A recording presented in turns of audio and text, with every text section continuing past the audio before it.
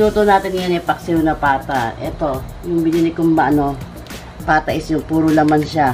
Wala siya masyadong buto. Ang ingredients niya. Buto and taba. Toyo, suka, ng tomas, salt, sugar, bawang, sibuyas, and laurel lang. Yan ang lahat ng ingredients niya. Pakukuluan ko muna siya. Lagyan ko lang siya ng konting tubig. Kasi magtutubig pa yung baboy. And then, sabay na natin ang palambutin to ha. Konting toyo lang. Tansyahin nyo lang. Toyo. Lagay ko ang bawang, sibuyas, laurel. Sabay-sabay nyo ng pakukuluan niya kasi palalambutin yan. And then, suka. Suka.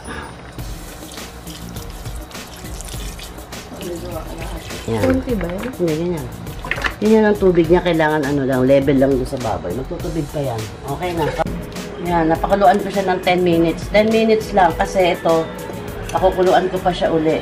Baboy ito, so madali lang siyang lalambot.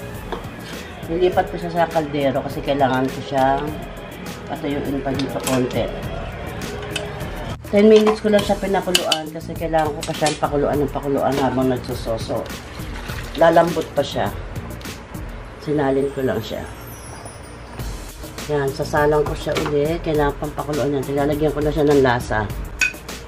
Tantayin nyo lang yung asin nyo ha kasi may ano na yan. May lasa pa yan. And then, may sugar. Kasi dapat to, pag sinabing paksiw, dapat yan nagtatalo yung asim at tamis niya. Sakto yung asim, sakto yung tamis. Depende na lang yan. Kayo na magtansya ng sugar at lasa nyo. Ganyan lang yan. Ayan. Ano yan ha? May puso. Ay, ano pala yan? Meron yung puso. Yung, anong tawag yan? Yung puso na yung bulaklak ng saging. Lalagyan yan. Mamaya ko na siya ilalagay. Pakita ko sa inyo mamaya. Okay na.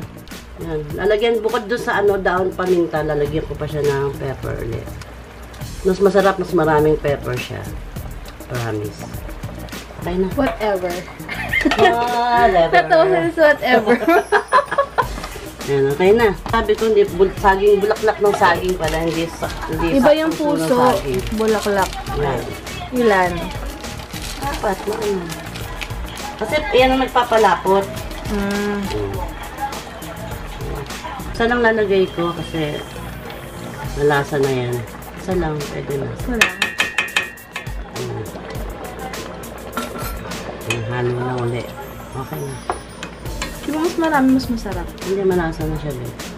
Lagay ko siya ng pineapple crush na lang para mas masarap yung ano niya. Mas pampasarap yan.